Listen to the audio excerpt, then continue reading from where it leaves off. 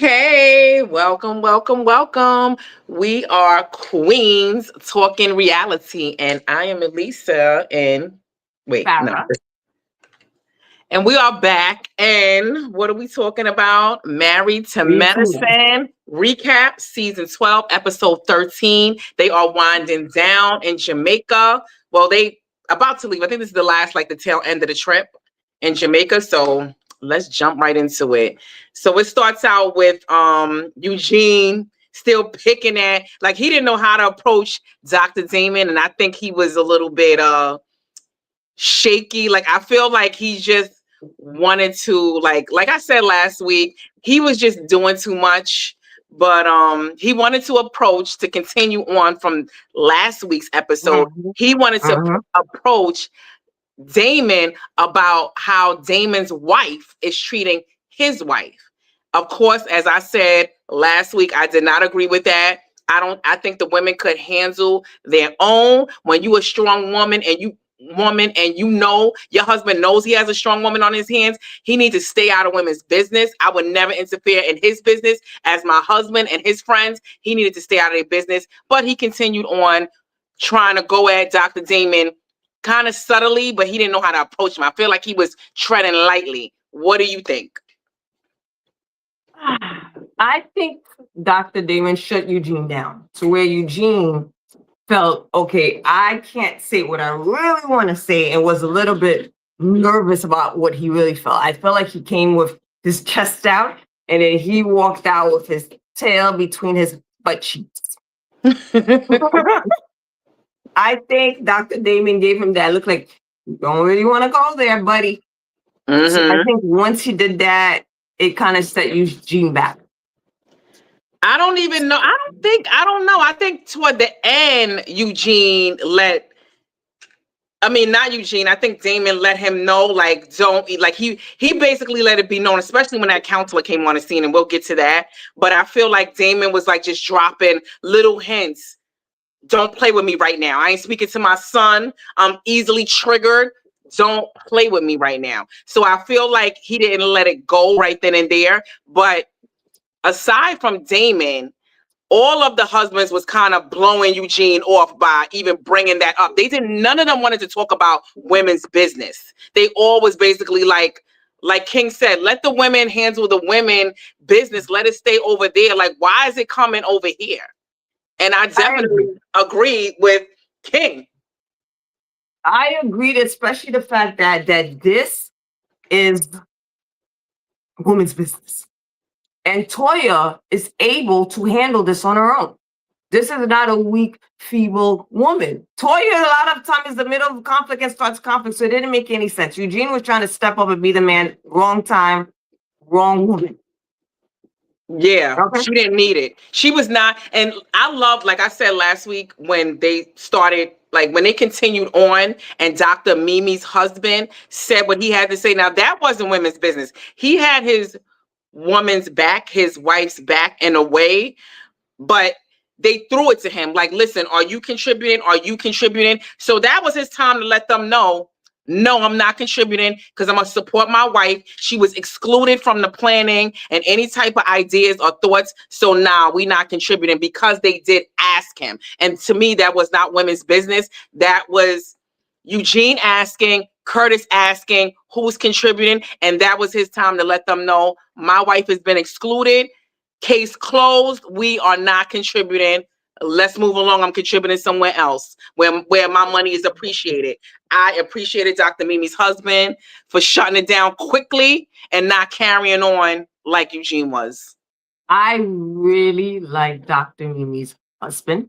I like them. They're like my favorite couple, I think, in reality TV as a whole. He let it be known, you guys didn't respect my wife. Y'all want my money now? You're not getting it. I like the fact that he had this woman's back, which obviously they had this conversation outside of the show. And he was like, no, I'll come. I'm not donating and buying a $5,000 whatever he brought last year. And like, no, you guys didn't have my wife contribute to anything. You didn't ask her opinion on anything. So it's a no. And I agree. I wouldn't give them anything either. Yeah, I wouldn't either. And I like the way he shut it down quickly and swiftly. And then what's his name? Curtis. He was like, you don't have to explain. No, like, he got it out. Like he said, I'm contributing somewhere else, but we still will participate. But it looked like it's gonna go down next week when they show up. So that's gonna be interesting. But moving right along to the next scene, that's when the women were rafting and getting like massages or something. Did you see the that? men were getting massages. No, the women were too. It went to the women. Remember? Yeah, like leg massages. Yeah, the men was. You didn't see that? Oh, that's stupid nonsense. That's like when they were rubbing them with whatever was mud. Listen, I didn't get a rub down, but I see videos, and I've been in Jamaica plenty of times. They definitely be doing a little handprint, rubbing all on the thighs, putting the mud. I remember he was like rubbing my knees, telling me because of my little knee problem, but they get a little frisky, them Jamaican men. So, but the women didn't let it happen. This was touching the lower legs. Yeah. What I also like is when the men were gonna get massaged, he was like, no. He said, no, I'm not doing it. I like who that. Said, oh, Mimi's husband, you said? Because I didn't Oh, yeah, Mimi's husband. I like that. Yeah. He's like, no, I'm not getting massage. But the crazy part, Dr. Damien, daddy, who seems like he listens to Heavenly, he did. And then in the confessional, he denied getting when Heavenly asked him, did you get a massage? He said no. He lied. I know that wasn't a good look at all. Like, especially when, they were kind of accusing him of cheating before, and no, never Dr. Damon. They have the perfect relationship. And he went off those seasons ago saying he wasn't cheating. And for him to just lie at the drop of a dime, it goes to show like what else are you lying about? It didn't make any sense why he lied. And I'm thinking like it's gonna be on TV. Why would you lie? To me, I thought he did it. I don't know. It could have been like just like let's just move along, like nothing happened. So it didn't make any sense to me as to why he lied. Yeah, it was pointless. It was. So what else happened? So they separated the women, right? No, what else happened? Okay, no, that was later on. But now the women are the women are getting the massages or whatever. Quad starts to talk. Yeah, so then she's who did they ask? I think it was Quad or was it Toya who said who has the perfect relationship? Quad. It was Quad, yeah. She asked who has the perfect relationship. Of course, Heavenly put her hand up. I think she did. I think she wanted to question. Huh? I don't know why Quad even asked that question. I thought it was dumb she even said that because no one has a perfect relationship. So I was like, why is Quad even saying that? Heavenly put her hand up and said she got a perfect relationship. Really? From what Damon said, he was very honest that right now is a very tough time in his life. Of course, his son is not talking to Heavenly. They don't have a perfect relationship. There's no such thing as a perfect relationship. They don't. And then later on, you could see when Heavenly did start to get a little vulnerable. And I think she started crying. And then she said, like, marriage is so hard. And she was saying, like, you're going to have bad times. She was basically giving Quad advice. You're going to have bad times. And you still have to love your spouse through those bad times. And then she was explaining to Quad, are you capable of doing that? But anyway, we're not there yet. But we at the point where Quad is asking that question. Yeah. And she started to go on saying that, she's being vulnerable. She started crying. This is the most vulnerable y'all ever got me. I don't know. I thought that was a kind of just like her trying to keep that paycheck going. When she was like, y'all got me vulnerable. Why did you have to make that announcement? Who said that? I'm vulnerable right now. You got me so vulnerable. Like, I don't know. I was like, was that necessary? Are you just trying to prove to the ladies, please keep me here. Please keep me here. Don't fire me again. Don't kick me out now that me and King is going to break up. I'm not married. I'm nowhere married. I have nothing to do with medicine. So kick me on the show. Please don't let me go. So why? Not knowing that they're no longer in a relationship makes me less interested in anything with Quad and King because I know the relationship is done. But I think with her now asking the ladies that question, it was kind of like Why? Like, are you gonna tell them? But she did. Then they were getting into like, she really wants to have a baby. Then it became Toya was like, why you don't want to get married? It was kind of like Wait, they no, were. remember she said that King did ask her to marry her. Well, first it was Dr. Heavenly saying, like, why are you giving this man all of these like wifely duties and you're not a wife, and he basically didn't ask you to marry him. And then that's when Quad was like, he did actually, he asked me to marry him. I don't believe it. For some reason, I didn't believe that. For some reason, I did not believe that King asked Quad to marry him. I don't know. It just didn't seem believable. The way Quad was so my man, my man, my man. I think she probably would want to get married or engage or something. I just find that hard to believe that he asked her. She said no, but you're dying to have a child with this man. I believe that she believes that. Like, I don't think she was lying. I think he said it like flippantly. Huh? You believe he did ask her? I don't believe. I think he said, "Listen, if you want to count like these little flippant comments, I've been asked like by strangers before. Will you marry me? Oh my God! Like, does that really count? And was he really seriously? I think that it was a flippant comment, and she wants to make herself feel better, and she wants to validate herself to herself and to the women by saying like he asked me, but I do not. I think he didn't really mean it. Like, I think it was a flippant comment, like a fly by night, like how like, anybody would say. you want to get married again? Like, yeah. Probably a stranger said this, so she's just doubling down on it like it was really serious. Did you see how she even said it? Like, he was like, "Oh, why don't we just go to the courthouse and get married?" Like, and the way he is and how sarcastic he is, he probably did say it. He probably said it in a way like, whatever, if you want to, yeah, we could just go down and have a little ghetto wedding and just have some fried chicken or something. Like, he probably said something sarcastically, joking, and then she's trying to validate their relationship and the importance and like make it substantiated by saying he asked me. He did not ask her. Even the way she said it, it was like, really? And then she said he shut down after that. Like, girl, please. No, he did not shut down because you shut him down. He wasn't even serious. If that's the case, I've been asked a millions of times, including strangers on the street, when they said, "Oh my God, you look good. Like, can you marry me, girl?" Yeah. Like, so that's what he did. It was a fly by night. It was a joke. Yeah. It was a joke, but she said that she didn't take him serious when he said it. She said that. She said that when he proposed, she didn't really when he mentioned marriage or he asked whatever, she didn't take him serious. So she knew because he wasn't serious. She knows. She just wanted to say that, like, please. Yeah, but she just wanted to let them know if I wanted to get married, I could. I choose not to. Yeah, and I do feel like they are putting pressure on her, like Heavenly and everybody. I believe at that age, and listen, I'm a married woman. I don't think anybody needs to get married. Yeah, I'm not married. I've been married twice, and I don't plan on doing it again. Yeah, I don't, especially when you're in your 40s, 50s.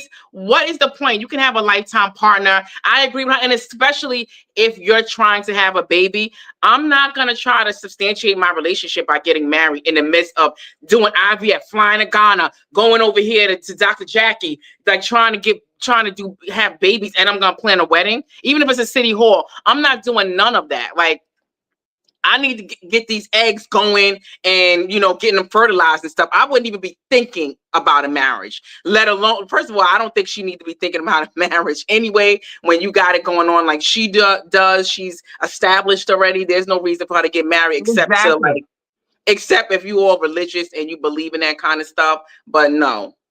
And more established than him. Now she got to worry about prenup. Where are we going to live? I don't think Kwadi really cares that much about marriage. I think she cares more about having a baby than anything else. Yeah, and he definitely doesn't either. I just think that everybody's putting pressure on them, and they keep mentioning it and throwing little like jabs about her not being married. I would have shut that all down. Like, listen, I don't need to get married. Y'all married. Y'all keep going on these 30 years and supporting your man. Like Simone got, like, Cecil's a whole different topic, but they don't even seem that happy either. Jackie's man cheated. Yeah. Toya had no respect for her husband. Simone's husband, there's a whole bunch of drama there. So they're not. Remember, even Cecil good had like a best friend for years. She was on the verge of divorce because Cecil didn't want to get rid of his best friend. and Yeah, not a so good father to the supportive father when it comes to Simone. So they're not good depictions of marriage anyway for Quad. None of them should be even talking about advocating marriage, except for maybe exactly. me. And stop And putting even pressure Mimi, on you her. could tell I later feel like some on. women be like jealous and they like she's a if she can be single and still have her man. And if she want to have a baby, they'll think about that later. A lot of people have babies first and they think about marriage later. Maybe later on, if she wants to do it. But I don't think they need to be putting pressure on her now. Yeah, because out of all of them, Quad has the most exciting life. Yeah, I If feel you like really think sometimes about it, they someone get is to jealous. travel. She has. I mean, she hangs out with the Yandees, Princess, and what's her name, Angel Love. Like she hangs out with the socialites of ATL. Yeah, Going to Africa. I mean, she was in Africa. Like she's living her best life compared to them. They working and that they doctors. They on call. They can't travel and go to Africa all those days like she can. She's living her best life. But you know what I always wondered about Quad? Like, what does she do for money? nobody knows. Like, yeah, I nobody don't even knows. know I Quad. haven't Let's even not asked find that for out. the She's the past, next one. Huh? huh? Let's find out she's the next one going down at the housewives. Because she doesn't have any, from what I know, she doesn't have any businesses, from what I know Mhm. of. And if she did, she would promote them on the show or on social media. I know, right? I mean, she doesn't do real estate, it's just all investments that's doing that well.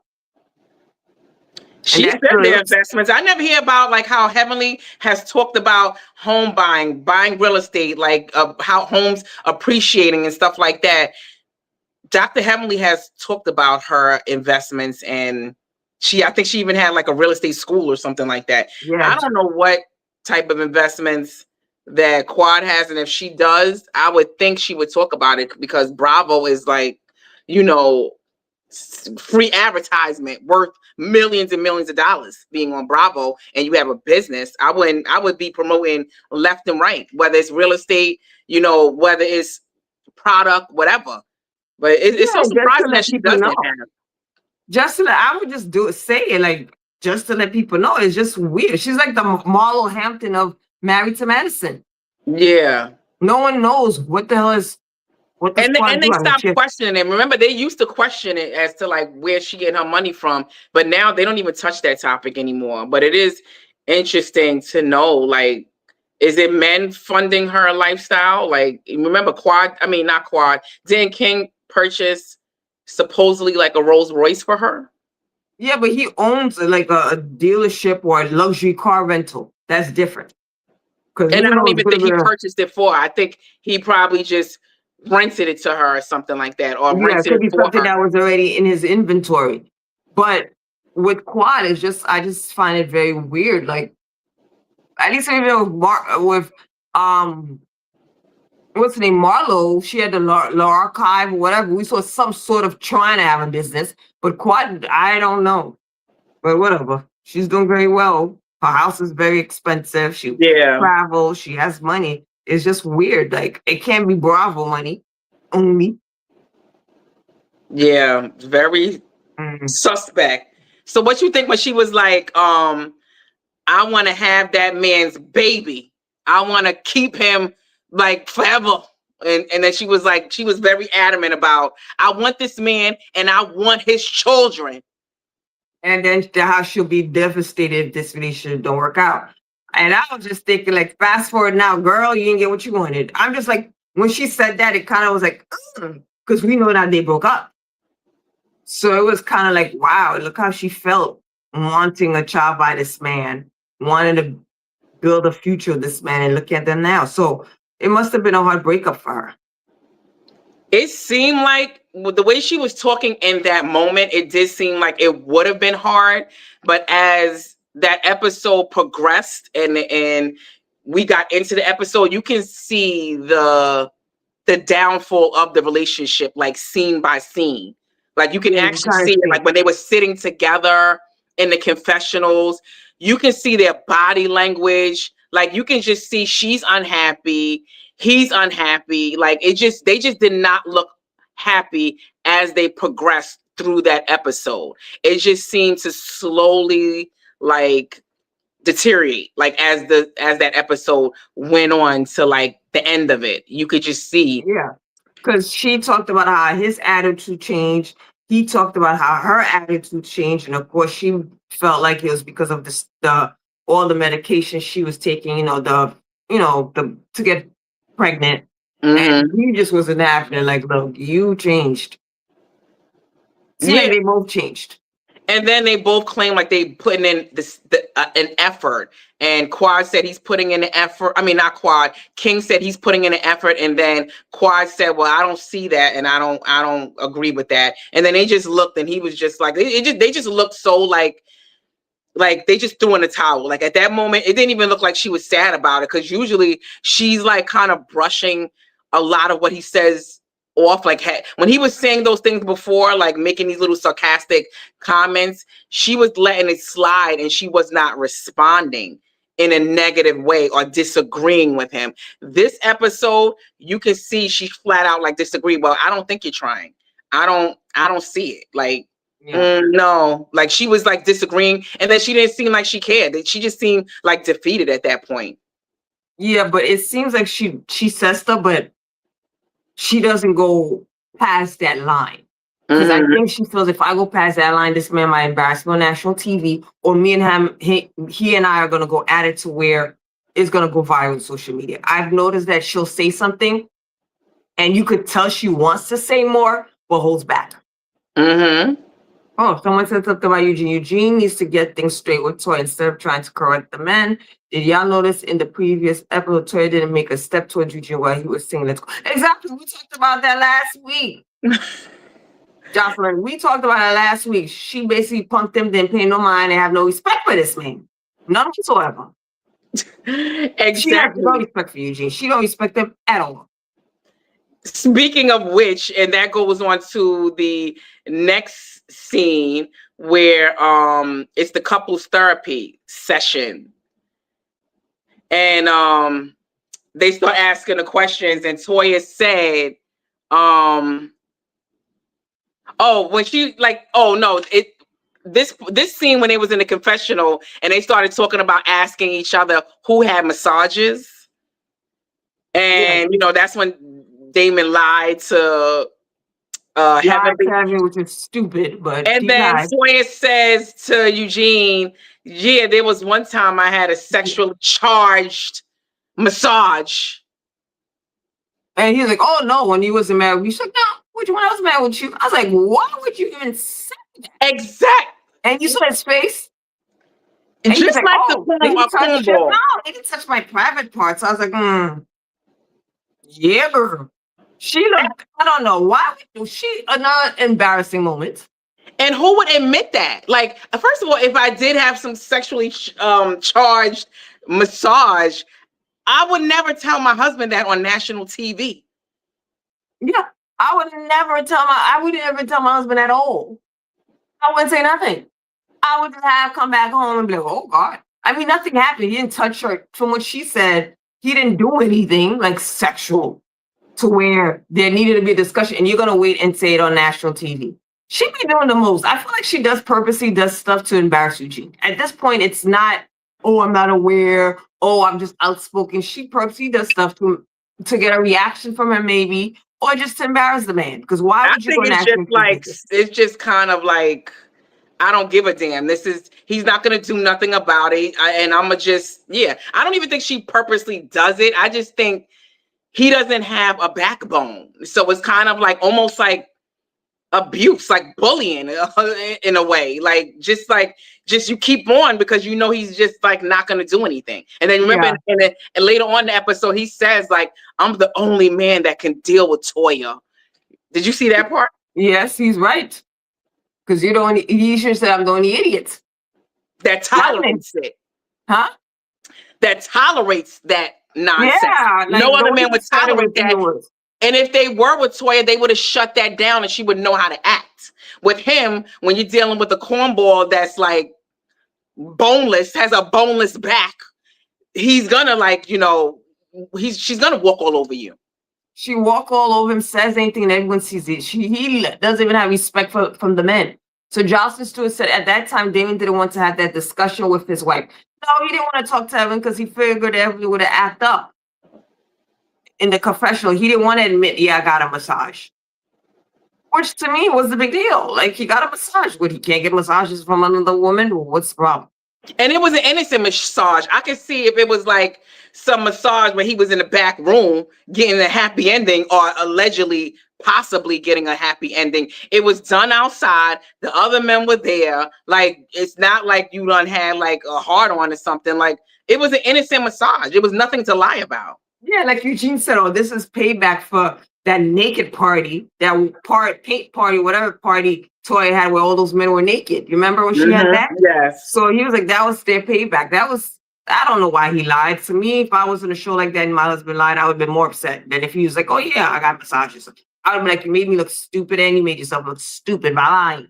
And then when somebody starts lying, I have to investigate more. Like, what was going on? Did she jerk you off somewhere? Was you by yourself? Like, Yeah. I would want to investigate. When somebody starts lying to me, I need to know the reason why you're trying to cover things up, why you're lying. And now I'm gonna have to like check. And now I'm gonna be annoyed that I even have to do a little semi-investigation. Now I gotta go back to Jamaica and find the masseuse. And ask her like, what happened? You remember this man? Like, okay. It's true. Yes. So then they played a little game that Toya like put together with the phone, and you got to put up, like, she asked the questions and then you put up their name. Once again, like everyone knows like that Eugene is the cornball man of the group, because she asked, what was the question? Toya asked questions. One thing, wait, what? Oh, what was it? Then she asked people's business. No, who would be most likely to call out a man's name, another man's name, while having sex? Oh yes, they asked that, but they asked another question: which of the men or something, or which person would give advice, like unwanted advice? They picked Eugene. Yeah, being in women's business. Toya agreed, and then Toya agreed with it and said, "You always in my business. You get in my business when I'm on the phone talking to the ladies."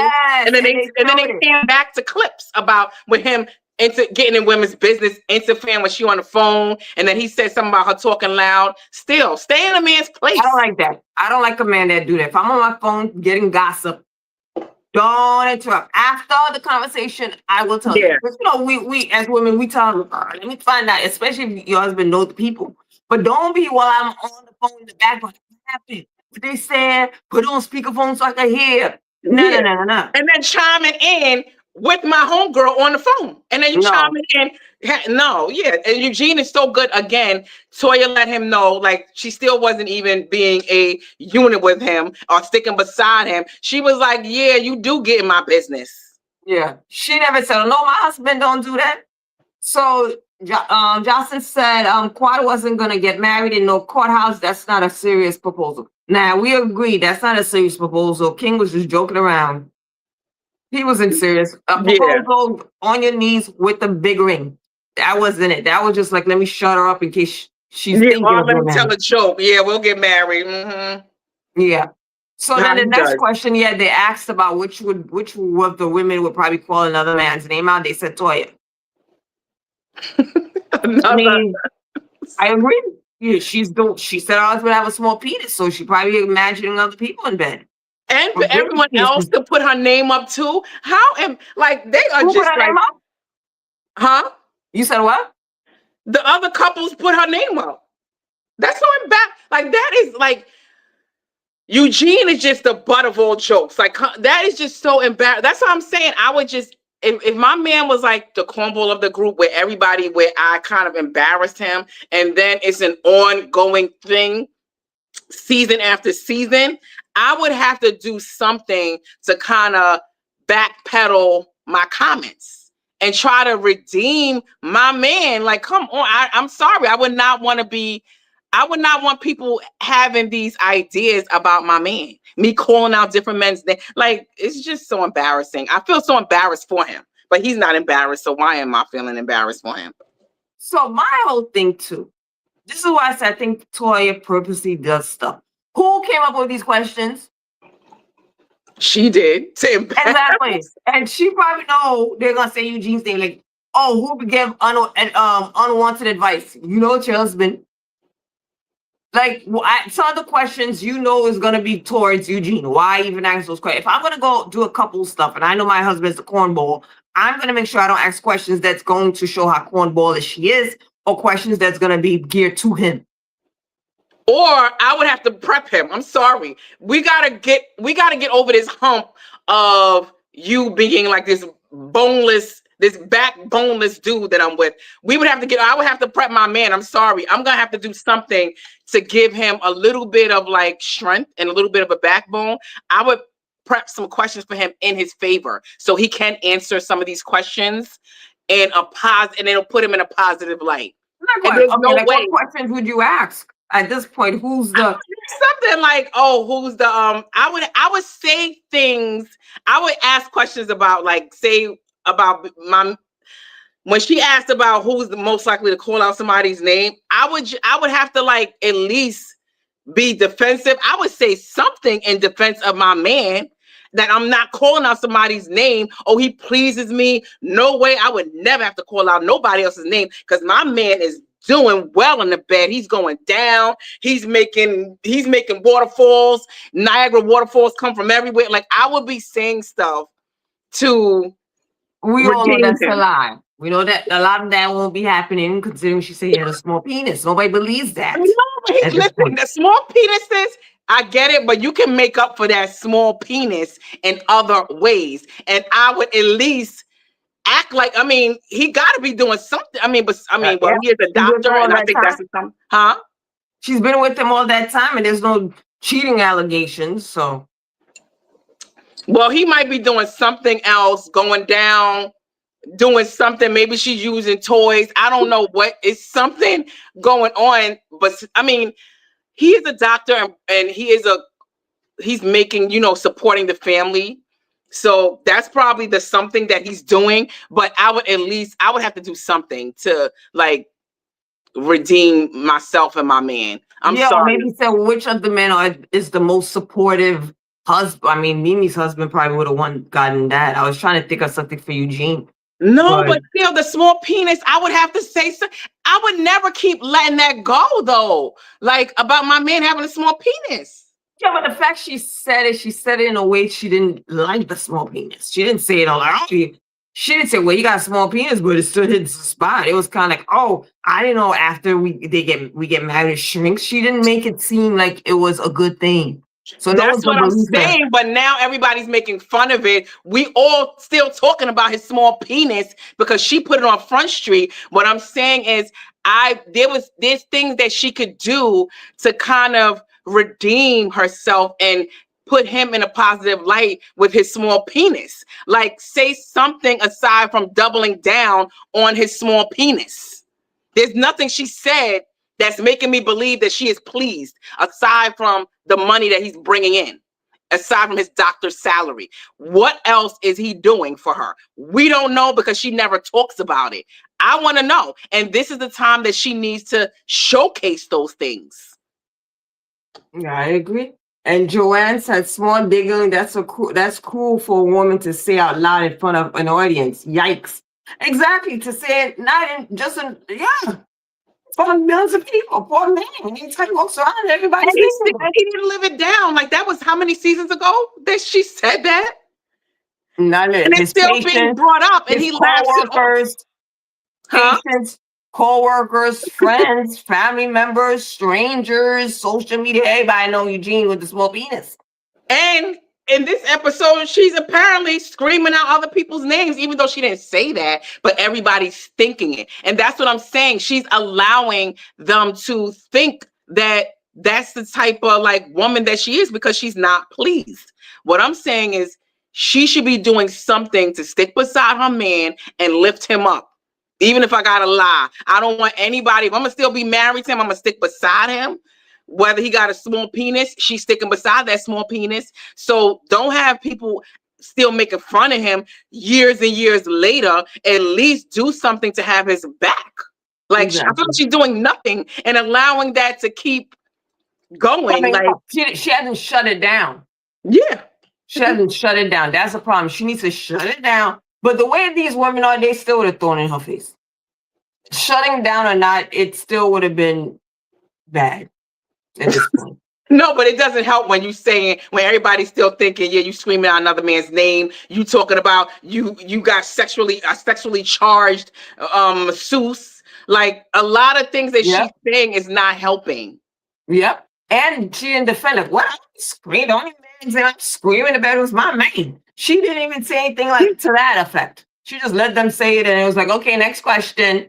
That's what I'm saying. Poor Eugene. He don't even know. He's like one of those, like, you know, dogs that keep getting abused and you just that unconditional love where you just keep loving your abuser. He's like a abused puppy dog. Sad. So what now? What happens? They separated. So yeah, they separate. And then the men's counseling like little session starts with the Jamaican counselor, and then the women go up to the side, and Damien kind of starts the session, the therapy session.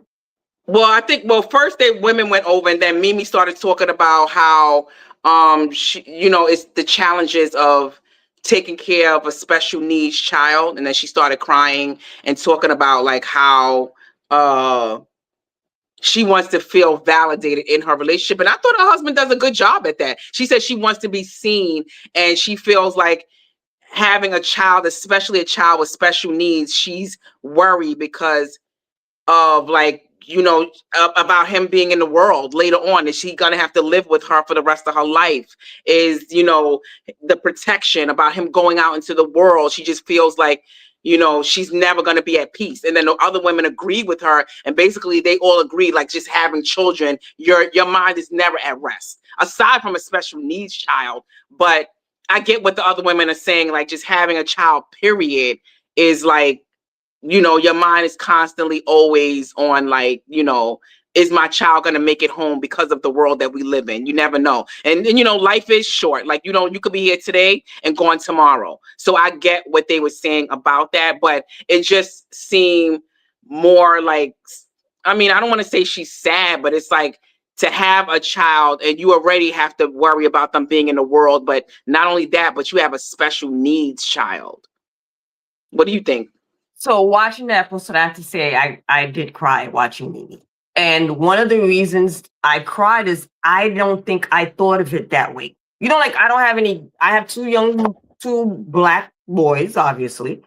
And that alone, as a parent, I understood everything that Heavenly and Simone, all them saying when you have, I don't have any girls, so I'm only going to say boys. I don't sleep at night. When my son is out, I do not sleep until he gets home. I just can't. I have high anxiety. I'm worried. Where is he? He has a car. He's driving. Are the cops going to stop him? Whose car? You worry about everything, right? Until they're home safe with you. The only time I'm at peace is when I know both of my kids are home. Other than that, I'm always worried. So I get that. But what really made me sad when Mimi said it, and made me like her even more, when she said what scares her is that the world won't understand. And that was sad because from what I saw on TV, I don't know much about autism, but from what I've seen on TV, her son is very reactive. So being older and a kid like that and having that on the streets, you know how cops are. Seeing a kid that can't sit still, he moves around. Like my son is very energetic, but him walking the street alone and a cop decides to stop him and they say freeze, he may not be able to freeze. He may not be able to comprehend. He may move. He may do something and God forbid get charged. So I understand what she said. And having a child like that, he would possibly live with you for the rest of his life. And like she also said, maybe what you envision, like she said, you envision having a son, you envision maybe him having a wife, you envision grandchildren. Not saying he can't have that, but the possibility of that may not be that high because he would have to find a woman who's willing to take care of him. Yeah. And him being a dad with those type of things, it's sad. When she said it really hit home, not home, but I don't think I've ever thought of any child with special needs as a parent, what you're thinking about. And when And she said that and the world won't understand, that made me yeah. actually cry because they don't understand the black boys now that's not with special needs. And it was sad because it was Oh, it almost was sad. like it's it's not like she knew. Like a lot of these women like don't even know you're giving birth to a special needs. You know, now they got modern technology where you know if you're having a Down syndrome child or you know what type of, but with autism, I don't think that a lot of times it's not diagnosed in utero. So like she was explaining, like you have a child and then you have all of these like hopes and dreams. And then she explained that she had to grieve the loss of her hopes and dreams of Yeah. having like a normal functioning child, and it was a grieving process. So it really did like it was sad to like the way she expressed it. It was like you could kind of like empathize with her because it Oh, is I like did. it's a grief, it's grief, and it's like she explained it, her hopes and dreams of having a child that's going to college and you know, being a doctor, like, you know, how she is. And it's kind of like, you know, it's sad. Like she said, she may have to take care of him for the The rest of her rest life. of And her like life. you said, even having a normal child, you still worry. But imagine having that worry on top of a special needs child that, you know, we're not professionals. We're not all walking around here with degrees in autism, like cops who are walking around here with guns and who's ready to shoot normal black kids. So can you imagine, like you said, can you imagine someone that's not like that has like special needs? That hurt my They're heart when not I a heard that. doctor to like, and like she said, she's a doctor and she didn't even know about autism. She had to learn and you know how to deal with it. So you can imagine regular people out here, cops included, that are out here like ready to kill. It's just that. And even when she said the grieving process, I never thought about it. It is grieving because once you're pregnant, you have all these high hopes, and especially her husband and be a former athlete. You know, you think, Mhm. oh, I have a boy, he's gonna play sports. He had this father too. And when she said grieving, I'm like, oh my God. And you gotta think once your kid is a certain age, you wait, oh, they're gonna get out the house, they're gonna go to college. Now you're thinking, I'm going to be with this kid probably for the rest of my life. And as parents, we're thinking we're gonna go before our kid. Who's gonna watch him when I'm gone too? That's another thing. God Yeah, forbid her and her husband pass away. He could be an older man, but he's still gonna be autistic. So yeah. who, if I'm not around, that's gonna take care of this kid, this grown man, because he can't function on his own? And who's gonna take care of him like you take care of him as his mom? Who's really Yeah, gonna have the patience and the care and the education that she had to yeah. learn? And Like, as you get older, you're not gonna be able to take care of your kid. As you, let's say she lives to 70 something, you can't be taking care of your kid. yeah, As we get older, we open our kids take care of us, but it's just sad. And I don't think any of the Housewives franchise had. I don't remember any couples talking about having these type of, I don't want to say issues, but these things happening in their lives with their children. So hearing it and getting a little bit more of knowledge of autism, seeing her son, seeing her and her husband, it's hard. It's hard, and they're my favorite couple. I have to she's the say. only one that has. They've had it. I know New Jersey Housewives. I Oh, forgot her name. She had an autistic kid too, but the way that Mimi is expressing it and like, you know, like she's talked about the grief, the process of having like yeah. she is so open about it and transparent about having like to me, I feel like the other wives who have autistic kids, it's almost like They they hide talk it. about it, yeah, or they like kind of like, yeah, they're hiding it. Ashamed maybe a little bit, or they Yeah, hide it because they don't want exactly. social media to say negative things about their kids. Some Yeah. people are cruel. And sometimes I think like they're not coping with it, like how Mimi has accepted it. I feel like there's other parents who probably have hope or maybe just like, you know, are not have not come to terms with it. I feel like Mimi has educated herself a lot and has come to terms with what what she's dealing with, like, and then she's so transparent about it. And that's Yeah. the thing. I know the other housewives and other franchises, they have had autistic and small kids and they don't talk about it like how she does. And what do you think about how she talked about like as far as like getting validation from her husband. Yeah, I was surprised. So I'm thinking, okay, there is something lacking in there. So when she said that, I was very surprised because it looked, from what we saw on TV, that her husband's very helpful and he gives her that credit or tells her that, give her the confirmation that she's doing a great job. You're a great mom. It seemed like he does. Mm-hmm. So hearing her state and cry made me think, okay, there is something missing. There is something missing in the marriage, but he seems like the type of husband that would say it to her if she brought it up. Like, look, I really would need you to say this to me once in a while. I think he seems like the type of husband that would. I think so too. And Nikki said, I have a friend whose son has autism and he plays baseball very well and he is nonverbal. He's 10 now. Oh, that's good. Yeah, That's good. But then yeah. again, I don't know. They said autism, there's different spectrums of I was autism. getting ready to say, yeah.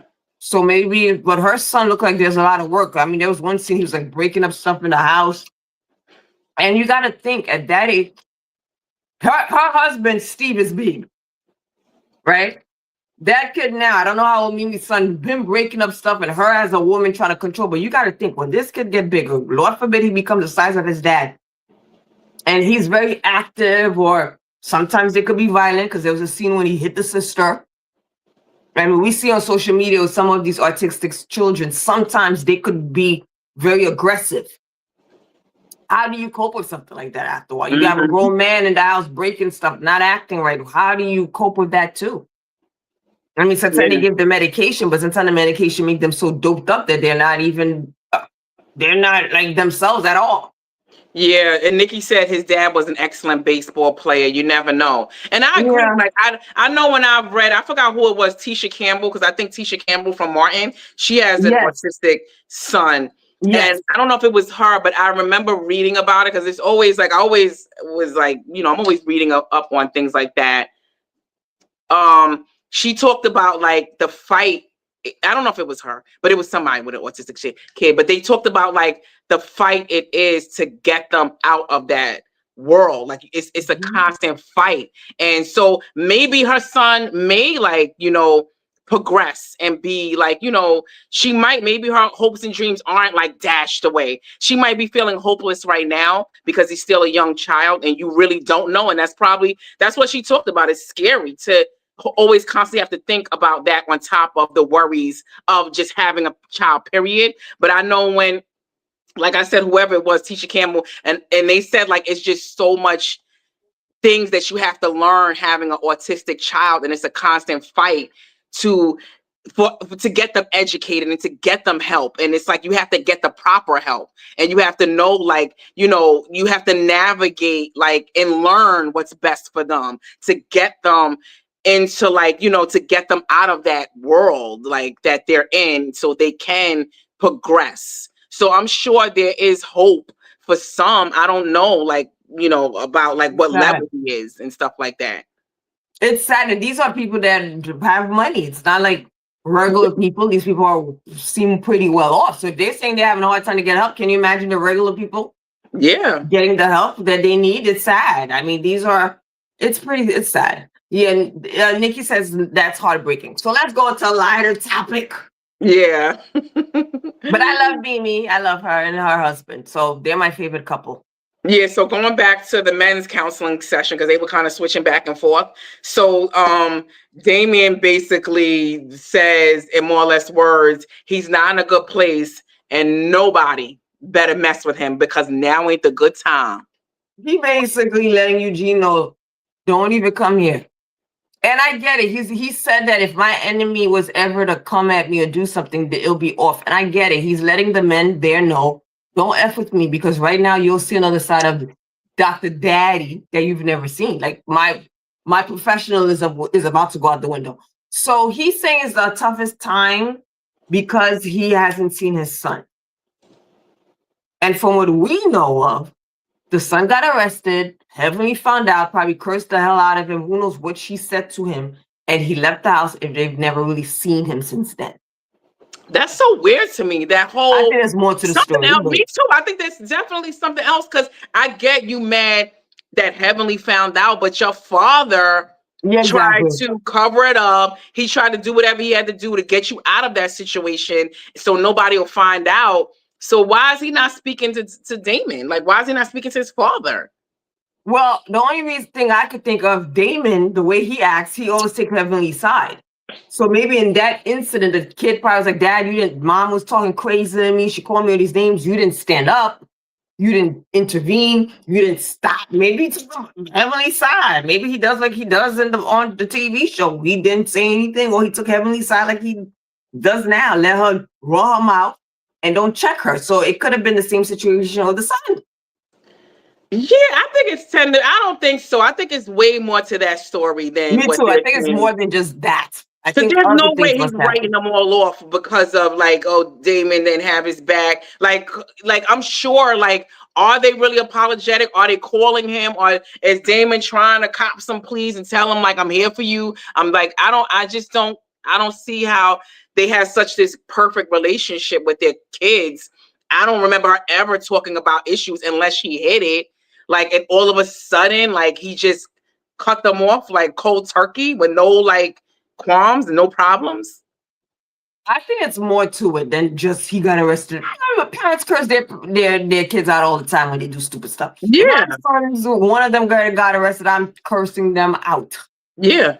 Especially with some dumb crap. You got Mhm. arrested for that.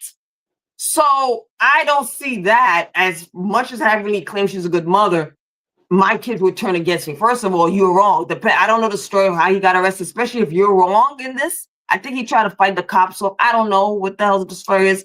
But if you got arrested and it was your fault for doing something dumb, you're going to hear my mouth and your father's mouth. So And as a it's a child, I don't think phase. you're going to turn against your parents. And I talked to them when you were wrong in the first place for getting arrested. Yeah. And they got you out of jail. And to me, it's a phase. Like, you know, we all have done things growing up. You know, we trip, we fall, whatever. You pick yourself back up, and then you move on. Like, why couldn't they move on from this? Something is not right. Yeah, there's something else we don't know about. There has to be something else that we don't know about. And the fact that he's not talking to both parents says a lot. And Heavenly needs to tread lightly about how she be talking about other people's relationships, their kids, their mama. So she better tread lightly. I know Damon is the guy, like he's coming with guns blazing. He's easily triggered right now. Check your wife, because I'm the type of person, you talk about my mama and whoever, I'm coming for your kids. I'm sorry. Kids ain't off limits when you're talking about people, but I mother, don't see anybody on the father. show, Huh? but maybe Toya, that would say something about Heavenly and her kid. That's why your son don't talk to you now with your nasty attitude.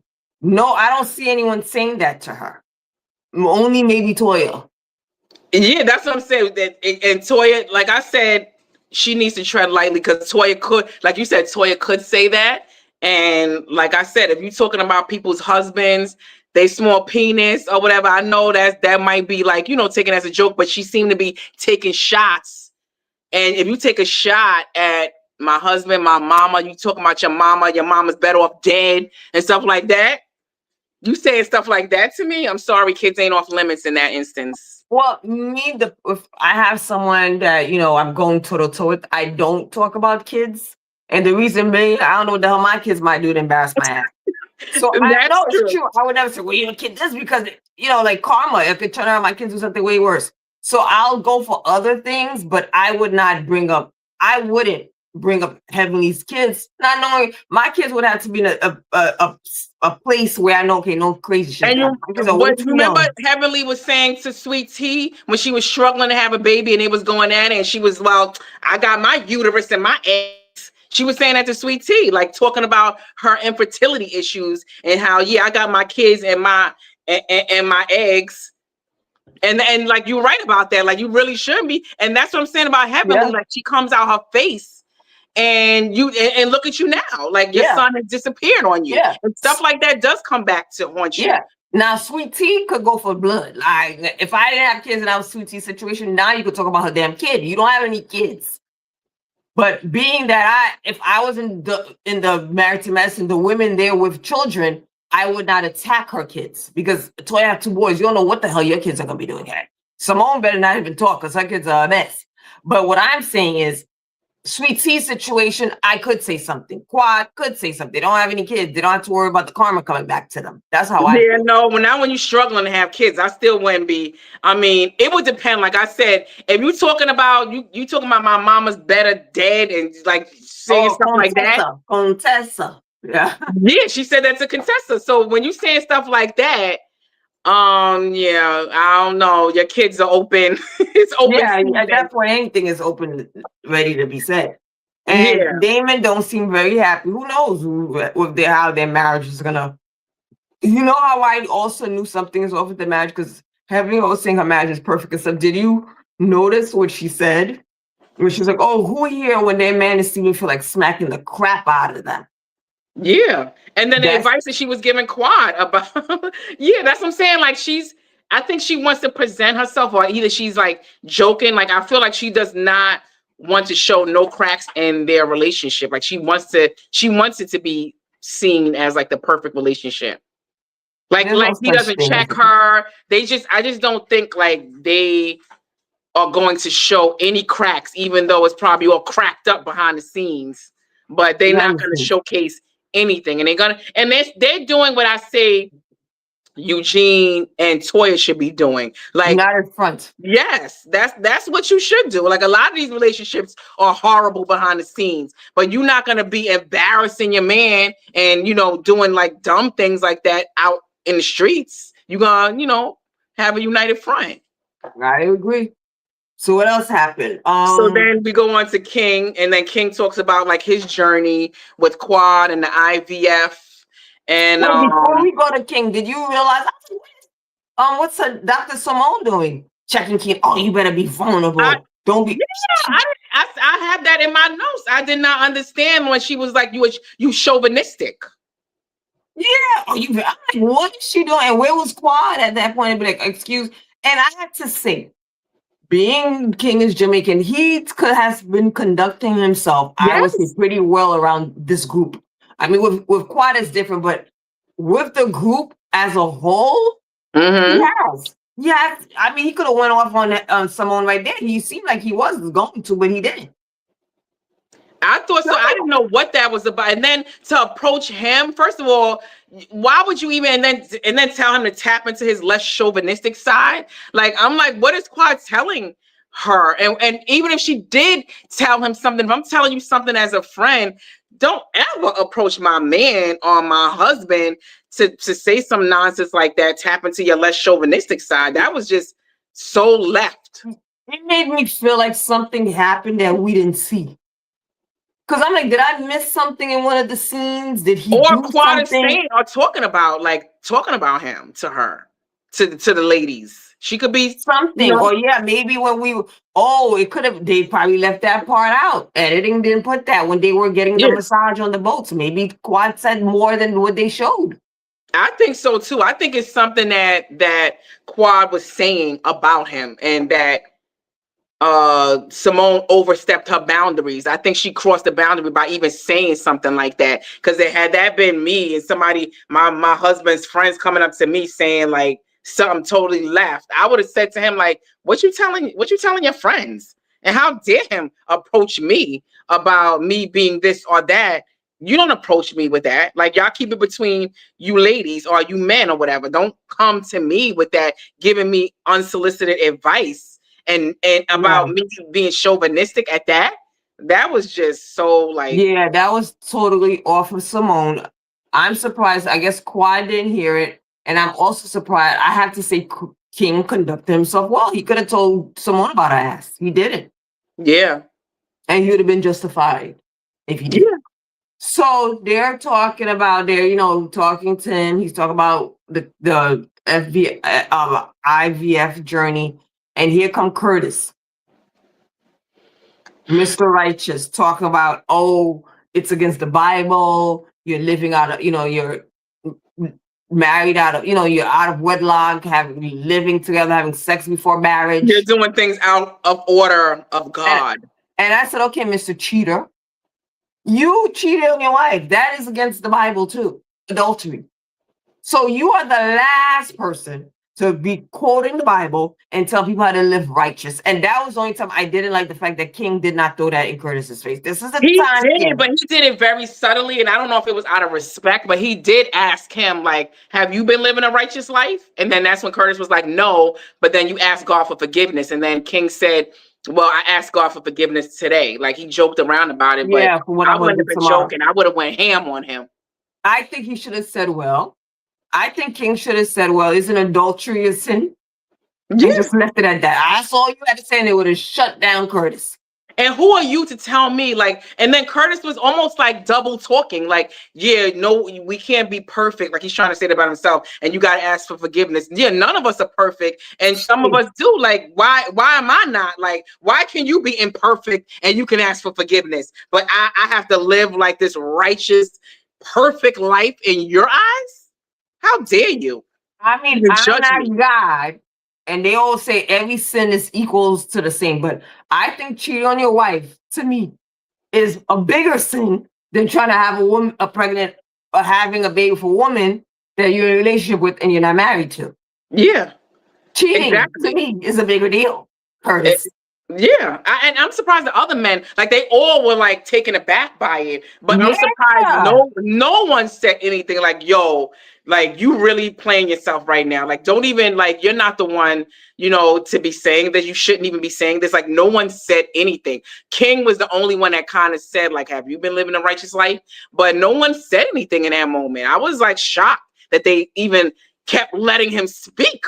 I would have shut that down immediately. They didn't say anything, but they were saying a whole lot in the confessional, if you Yeah, notice. well, Like, that's none of the men pointless. say anything there. You got to check him on sites, because people like that, for you to even be walking around thinking like you all of a sudden living a righteous life when it's convenient for you, after you was caught out there on vacation at that. Like, it wasn't even like some little, slip up or whatever, still, a sin. But you was on vacation carrying on.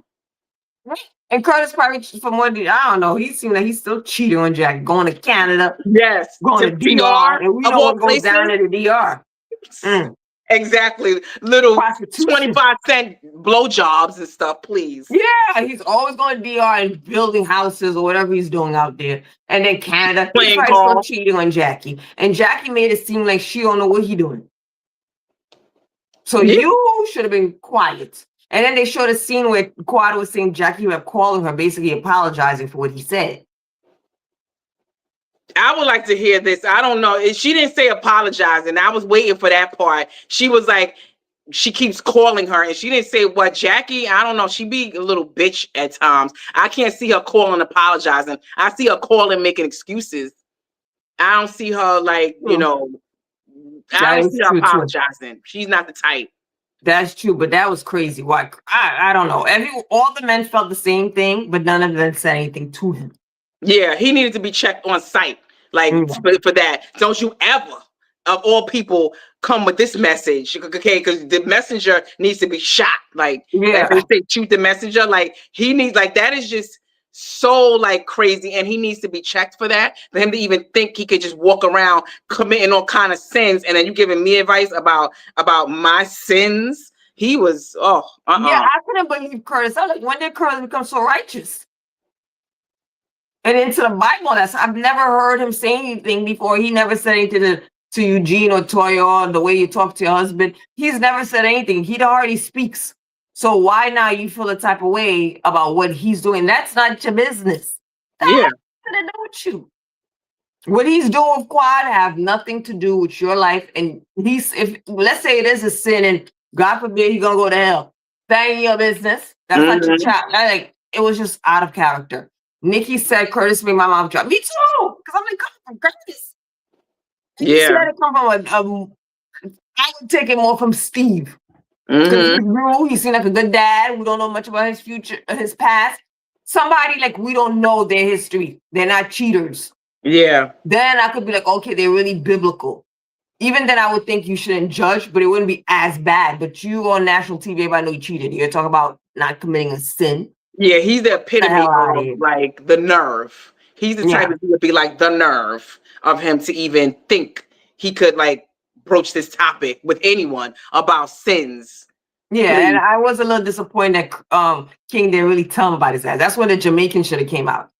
But I'm wondering if he knew like the history. Like he might have, men be kind of like not into that gossip, cheating and stuff. He probably didn't know, like, he probably That he knows cheated on now. Jackie and stuff. Yeah, you don't know. Maybe he didn't know he cheated on Jackie. Yeah, he probably, because the way he No, said he it, like, did, have because you in the been? confessional, he was like, Curtis is the last person to be telling me that. I was like, he knows because he's in the confessional. Well, I don't know how far along that, like, he could have been told, like, that might have been after that scene. Oh, then not, yeah, Where because they now do he the knows, confessional. like, the nerve of him. And when you find out something like, what? He had the nerve and he's a cheater? Like, I don't know if it was like he knew Then. confidently that he was, like, he really got caught out there, and how much he got caught out there. Like, you flying away with chicks. Like, come on. So then they go back, like I said, they were going back and forth between the men and the women. Now they're Quad talked about how she's breaking herself down because she can't give her man what he needs. And then that's when Heavenly told her, like, why are you giving him like everything that a wife does, that a wife usually gives? Like, you giving him money, you giving him time. Like, he needs you more than you need him. Now, when she said money, I was like, well, what kind of money Quad giving him? That I was the know. part I'm I was wondering like, too. what's she doing? Yeah, that's what I was wondering too. Like, is she giving him, like, doing like Cynthia, like giving him loans and stuff like that throughout the relationship to keep his business afloat or something? Like, what is she doing? And Quad didn't have any speak. So when she said that, I'm like, well, what money is Quad giving King? Yeah. I hope not, because I feel like Quad, but you know how bad she wants a man, but maybe she could have been talking about the IVF treatment and stuff like that. And I yeah. don't know, but they didn't elaborate. So I'm just like giving him money. But if Heavenly said it, she probably is giving him money in some type of capacity that we don't know about. Yeah, but yeah, she said, I don't know. Quad just said like they're that's when she was giving her the advice, like we spoke about a little while ago, about like, are you going to stick by your man through the good and the bad? And Quad was just like basically like, I'm gonna stick beside him no matter what. And then she was just saying she would be devastated if it broke up. And then it's like, wow, it is where it is. And then they go back to the men. Eugene again approaches Damon like he did not want to let this go, as they were like ending the session and they were getting up. Eugene approaches Damon again, and Damon was just like, I thought that was kind of like, why did Damon say that? Don't go there. Don't talk about my son. Like, but Kind of Eugene, weird. I'm like, no, let's talk about your son. And Eugene kept saying, I wasn't talking about your son. yeah, Eugene just approached him and he said, like, he was pissed off last night, and he was talking about like how he stormed off, and how I feel like Eugene was trying to relate to, I feel like he wanted to approach Damon in any kind of way possible. And the way that he did approach him, it was almost like he tried to relate to Damon and say, I'm a protector like you are a protector. I protect my family and I protect my wife, and I feel like they're not treating her good, so I want to protect her. It was almost like he didn't want to let it go, and he wanted to feel like he's doing something. So there he went again. And then I think, I don't know, I feel like, Damon was like easily triggered, because I feel like, you didn't really know where Eugene was going with this. Like, what is he like? Why is he approaching me again about being a protector of his family? And you don't know what was going to come next out of his mouth. So I'm guessing that's what Damon was feeling like. Is he going to start talking about my son? Because the way he said it, when Eugene was like, that's all I'm going to say. I'm going to keep it at that. I don't want to say nothing more. And then it was kind of like, what more? What you mean? What more could you say? So he might have thought like, more? Are you trying to, give a little subtle like threat? Jabs. Yeah, like you could say more about protecting my family. Like, I'm not like, I don't know. I feel like Eugene was not at all talking about his son, but how Damon was feeling at that moment. And then the way Eugene was approaching him again about being a protector and how he's like him. It's like, where are you going with this? Because I wouldn't have known either. Like, what are you saying to me now? Like, we already talked about, we already got past this needs to stay with the women and this is their business. What are you talking about being a protector of a family? Like, what are you saying to me? Yeah, so what does that have to do with why, anything? Yeah. huh? Yeah, like he was saying, why you bring this up again and why Yeah, I would have now been after I confused just too. Yeah, I would have told been you how I confused feel if about I was. my son not talking to me. Yeah, Yeah. because then I would have been like, Damon, like, what? Like, are you trying to are you saying something subliminally? Like, what are you saying? Get it out. And I think that's why he just shut it down. Like, don't talk about my son. Like, because it's like, what the hell are you talking about? Like, Yeah, stop like let rambling. me let you know right now, don't go there. Yeah, and cut the rambling out. Like, what is this about? I don't even know what the hell you're talking about. So then it was like, they kind of like gave each other a hug. I feel like nothing came out of that at all. It was almost like I feel like Eugene just wanted so bad. He probably went back to Toya. I talked to him and I let him know I'm protecting my family, Yeah, and you are shut not. him down. So he probably made it seem like he bucked up on Damon. Yeah, and then Damon gave him a hug and calmed him down because he let him know what time it is. Well, when Toya watches, she probably like, oh, you punk ass. You didn't even still stand up for me. She probably mad when she watches the show now. Yeah, because what you didn't even say nothing. I wouldn't have known like what the hell he was talking about. Then they hugged, and what was like hugged about what? Like, okay, I'm a protector, you a protector. We got these things in common. Okay. Yeah, it was point. I don't even know why Eugene brought it up again, to be honest. I don't know if he's looking for more camera time. I think, like I said, I really feel like they blew him off, and he just wanted like closure. And like even if it was just a hug and he didn't get it out, he didn't do nothing. But I feel like he wanted to like he wanted closure, and it was blowing him off before, and he didn't get nothing out. There was nothing. So now he can say, "We hugged it out. I let him know I'm a protector." So it was kind of like he did a little something, but still, it was not like saying anything about leave my wife alone. Go check your wife. It didn't do what Eugene was trying to do, Yeah, I but think it he gave figured, him oh my God, something. I look like a real cornball. He didn't give me the reaction I wanted. So now I gotta try again and redeem myself. I think Yeah, that's how it felt. yeah, exactly. That's what I I think don't too. consider that redemption because Damon told him, don't talk about my son. I don't think it was a redemption. I think Eugene, leave it alone. At this point, leave it alone. Let the women be women. Leave it alone. It was nothing. Nothing came out of what Eugene wanted. Like nothing. Yeah, no conversation. So what else So, happened? I think at this point they shown King and Quad at the hotel. oh, was that the hotel? I thought they was back. Oh, that was the hotel. I thought they were at home. They were home?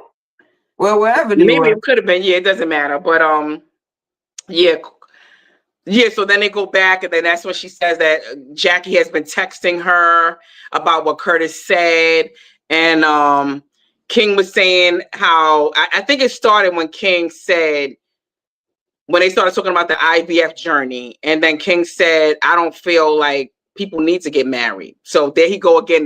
The proposal that he supposedly wanted to get married, he basically let it be known he was not interested in getting married because he That's what I said said. I don't think he ever proposed to Quad. he did. Whether He he just was said that. kidding or not, I don't even think he even joked about proposing to Quad. That's her ego and her trying to substantiate her like value. Exactly. Because when he said that, you saw her face like, Oh she gave shoot. her face like, what are you talking about? So that lets me know also she would want to marry him. Because when he said that, she would be like, I don't want to get married either. Why are we even having this conversation? So Yeah. that proves she lied. He never talked about wanting to get married to her. And she felt He the way most likely would about want it. to marry him. I mean, the relationship is over now, but when she was my man, my man, my man, I think if he did propose to Quad, she would have said yes. Absolutely. She would have been Yeah. happy as, oh, please. Most women have said that, just like it's the same with what's her name from Potomac, Kiana, saying that she's not Oh, interested in yes. getting married. She is very interested in getting married. Please. She's just saying that because he's not proposing and you're still there trying to, have whatever he's offering, you're willing to take, and he's not offering marriage. So you just and I think the pressure too of society, like you feel like, if he wants to Less than. marry you, that means that he wants to be with you for life. And I feel like a lot of women want that, like, and they want to like substantiate themselves in their relationship by the proposal and a man wanting them for life. You know what I think is very crazy, because when I look on social media, Quad and Yandy always hangs out. Quad and Yandy, Mendices, and King were always hanging out, going to African trips, and now they're both single women. Yeah. It's just weird. Now they just hanging out with each other without the men, but it was just weird how they had like a little group. And the They men are still traveled hanging around. out. Mendices and King is still hanging. Well, they should. It seemed like they all had a good friendship, but it's just crazy how they're all hanging out separately, you know? Yeah. Yeah. So then he says like they really don't have to merge, basically doubling down on the marriage thing. And then he said that he doesn't feel like appreciated and considered after, like, what he's done for her. And and for her to say, like, when they was on that raft, and she was saying like she feels inadequate. I don't know if she said the word inadequate, but she basically said that in more or less words, that she feels inadequate, that she can't give him what he wants. And to me, that is not what he wants. You want that. And you are feeling inadequate because now you're at an age where it's like a 99% chance that you're not going to have a child. But he does not want a child. He has a child already. And I think he really was doing it for her. And he said that in more or less words, like, you don't even appreciate all that I'm doing for you, and you're not even considering my feelings. And he's like gallivanting around the world for her, going, that's a lot. Like, I know she's willing to do it, but it's not even like they're a couple trying to have a child because they don't have kids. He has one already, and he doesn't seem like he's interested in having another one. He's doing it for her, and he doesn't feel valued or appreciated. And I don't think she was showing that either. I agree. I don't know King. I don't know the history. I mean, we know Quad more than King. I think I have to like somewhat commend the man for that, because he was doing a lot to give Quad what she wanted, even though he knew he didn't really want to be a dad again. Yeah. And willing to step into, and Quad was going to make sure and be on his neck to make sure he's a good dad, or hit him with child support. So for a man to put himself in that position, a lifelong position, it's not like, oh, I have a baby here, goodbye. You're going to be, now your daughter has a sister or brother. Quad is your life forever. I think there was a point he loved Quad, because if a man don't love you, he ain't going to do all that. He knew what was going to happen. And he did his best. He gave you the sperm. He had sex with you, and he did what he had to do. It's like, and he was going around the world, going to Africa. He's going to Africa, expensive. And it's not. And who knows? Was she paying for his ticket? Did he have to pay his own expenses? Did he chip in for the IVF? Like, I doubt she was paying for his tickets and stuff like that. Maybe that's what Heavenly was referring to. But it's still time and effort. His daughter's still young. And it's still time taking away from his business, his daughter, his life. Like, that's still a lot. Even if you really love someone, he still did a lot. Yeah, and deal with your crazy attitude, because when you're on that type of medication, forget about it. And that's basically what he said. Yeah, so you have that. He's traveling long hours, staying at the hotel, going to Africa, and you're not showing no appreciation. You're just saying, you need to be on this flight. You need to do this. Or you need to. She seemed like she was probably very demanding of what needed to be done. Yeah. Like, oh, I have a doctor's appointment. You better have sex with me now. You better put the sperm in this. She probably was very demanding and never took the time to say, you know what, I appreciate what you're doing. It seemed like she did it, and he said it. And she said that, oh, babe, like, what are you talking about? I yell it to the rooftops, to everyone. And I'm the same way. Like, what he was saying was, words don't mean nothing. Like, but are you really showing it to me? Are you really, like, you can say that to everybody. It's like how she brags, my man, my man, my man. But are you showcasing that to everyone else to, because you want to feel validated because you have a man? But are you really appreciating that when no one is around? Are you just treating me like crap? Or you say my man when just to show off, but when we're alone, you're not showing that. You're not saying these things that you're saying to the world, but you're not saying them to me. and you're not showing it. Are you? She said, like, she even said to the women, she's not doing what she used to do. She's not cooking. She's not doing Yeah, anything. she And that's said what that. Heavenly said. Like, you don't gotta give, like, why are you doing all of these wifely things if you're not a wife? But he still is sacrificing a lot to still, be to have another child when your child is already 10, 11 years old. Like, you're basically gonna start all over again in your 40s. Like, But that's a I lot. don't. She didn't say why she wasn't doing those things. Probably like she's comfortable. Said same thing he's saying. Like, you saying my man, my man, my man, but you're not doing upkeep of this relationship. You're not, like, progressing with, this in this relationship. We're not moving forward in, a positive way. So I Yeah. feel like what he was saying was, and then I felt like you said, to be a Jamaican and the restraint that he had when she kept going on, and she was like, all he was saying was like, I don't feel appreciated. You're saying this, but I don't see it. I don't feel it. And then she started to talk about like men nowadays are sassy. What you think Yes, about that that? was another thing. I think that was a low blow, and I'm surprised he reacted that way Yeah. and not another way. Yeah, she basically feels like, I guess she feels she could say whatever she wants to him and for him to take it. I don't think that's the issue. You see, you saying he's sassy, but the man is being honest, vulnerable, telling you how you feel, but you think he's being sassy. Yeah, and that's Cupcakes like the cannot tell worst you you can that. call. That's the worst thing you can call a man, like that he's being sassy, like you said, because he's speaking his feelings, and all he wants is he's asking for more. And she basically agreed, like, she is going. I'm sure, like you said, it is a lot to go through those IVF treatments, but two things can be true. Like, he can still feel like, uh, not appreciated, even though you're going through a tough time. You're human. Like, how long is this gonna last? Okay, now we're not doing IVF treatments. Now what? Now what's the reason? Yeah, and that was the reason. What happens now to this relationship?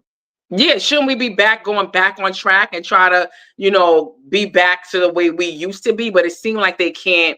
They lost their footing. They can't get back to the way it was in that honeymoon phase. Now it's Yeah. like, is she disappointed? Does she feel like she's probably is going through some type of depression because of that, and she wants to, like, suppress it, but it comes out, it surfaces in other ways. Yep. And I think that was it for this episode, right? And nothing else happened. Yeah, that's where it ended, when she called him sassy, and then she said, "Don't count me out," because he said, "I feel like I got to pick up the pieces," and then it ended there. Yeah, that was the end of that. And then next week is going to So be that the was Met it. Gala. They're gonna Yeah, next week is the season finale, which I thought went pretty fast, but that's what's happening. yeah. All right, so that's it. For whoever's watching, please like, comment, subscribe to our YouTube channels. Also share. Stay tuned. In a couple of minutes, we'll be back to talk about the fashion. The Yes. reunion look. Who's the favorite and who should have just stayed home? Tell us your thoughts. We're going to tell you our favorites and who we feel ate. Yes. Bye. Bye. Toodles.